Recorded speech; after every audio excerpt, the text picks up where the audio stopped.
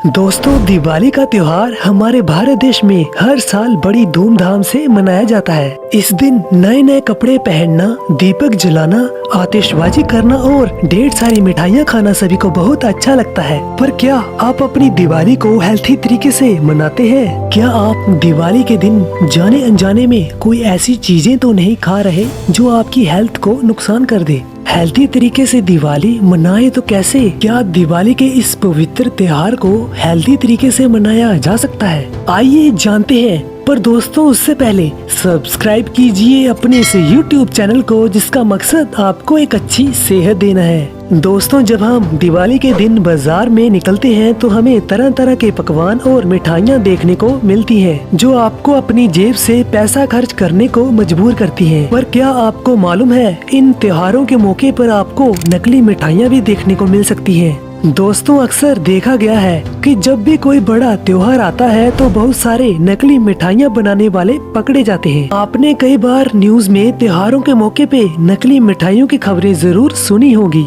दोस्तों, इन त्योहारों के मौके पे आपको सावधान रहना चाहिए। अगर आप ऐसी नकली मिठाइयाँ, unhealthy food, over processed food, ऐसे फूड जिनमें ट्रांस फैट की मात्रा बहुत ज्यादा होती है को खा लेते हैं तो ये आपकी हेल्थ को बहुत नुकसान कर सकता है।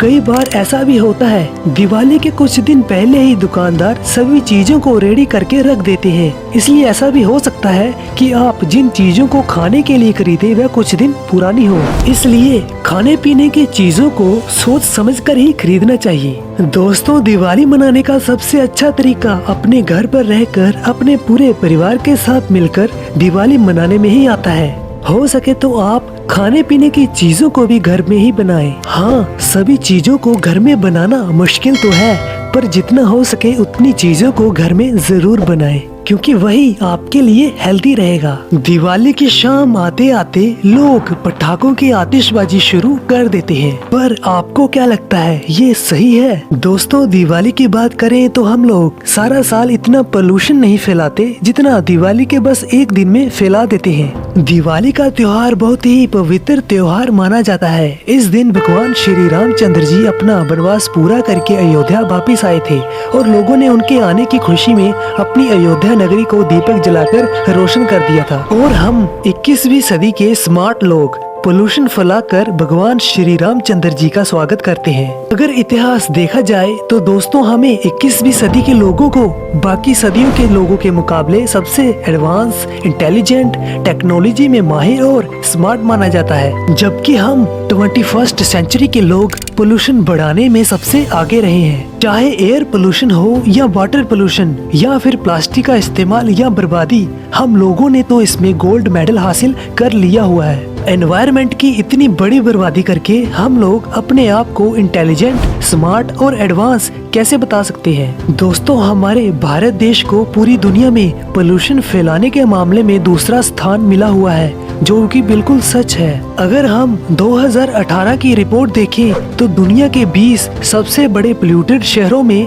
15 शहर तो हमारे भारत देश के ही हैं। दिल्ली और मुंबई जैसे कई बड़े शहरों में हर साल एयर पोल्यूशन के कारण कई लोग मारे जाते हैं। दोस्तों, ऐसा भी साबित हो चुका है कि जिस शहर का पोल्यूशन सबसे अधिक होता है उस शहर की लाइफ एक्सपेक्टेंसी कम हो जाती है, जिसका असर लोगों की उम्र पर पड़ता है और लोग कम जीवन जीते हैं। दिल्ली शहर के लोगों की बात करें तो पोल्यूशन के कारण उनकी लाइफ एक्सपेक्टेंसी 9 साल तक कम हो रही है, जो कि बहुत ही खतरनाक सिचुएशन है और ये समस्या आने वाले 5 सालों में और भी बदतर हो जाएगी। इसीलिए आज के समय उन चीजों के बारे में सोचना बहुत जरूरी है जिनकी वजह से जीवन चलता है, हवा, पानी और धरती।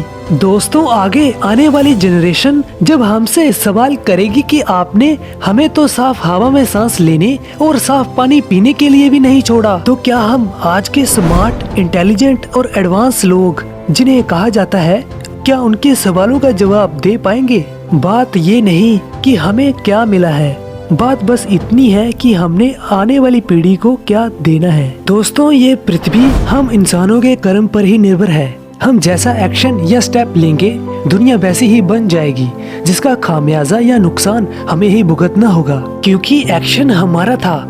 जिस एनवायरनमेंट में हम सांस लेते हैं उसी को पोल्यूट करना, क्या ये हमारी स्मार्टनेस हो सकती है? दोस्तों, दिवाली के इस पवित्र त्योहार को हेल्दी तरीके से बहुत आसानी से मनाया जा सकता है। आप अपने परिवार के साथ मिलकर इस दिवाली को बहुत ही खूबसूरत तरीके से मना सकते हैं। अपने परिवार के साथ समय बिताएं, जितनी हो सके खाने पीने की चीजें घर पर ही बनाएं, नए नए कपड़े पहनिए और अच्छे से सच्चे दिल से पूजा कीजिए। एक दूसरे को गिफ्ट जरूर दीजिए और अपने घर को पूरी तरह से दीपक की रोशनी में जरूर सजाएं। और अगर इतना ही मन कर रहा है आतिशबाजी करने का, तो वही चीजें इस्तेमाल करें जिनसे पोल्यूशन बिल्कुल ना फैलता हो। दोस्तों, इससे अच्छी दिवाली कोई हो ही नहीं सकती। भगवान राम जी का आशीर्वाद पाने और दिवाली मनाने का सबसे अच्छा तरीका यही हो सकता है। तो दोस्तों, इसी के साथ अपने इस YouTube चैनल को सब्सक्राइब और लाइक जरूर कीजिए, ताकि हेल्थ से रिलेटेड सबसे पहले इन्फॉर्मेशन आपको मिल पाए। और आप अगली वीडियो किस टॉपिक पर देखना चाहते हैं, कमेंट्स में लिखकर जरूर बताइएगा। तो मिलते हैं दोस्तों हम अगली वीडियो में। नमस्कार।